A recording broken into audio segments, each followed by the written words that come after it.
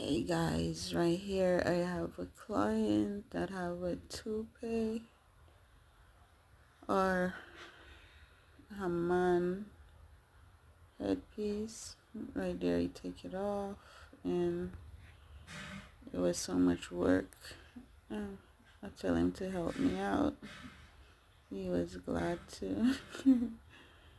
And yeah, there he put some treatment on his hair while the treatment sit and doing it work.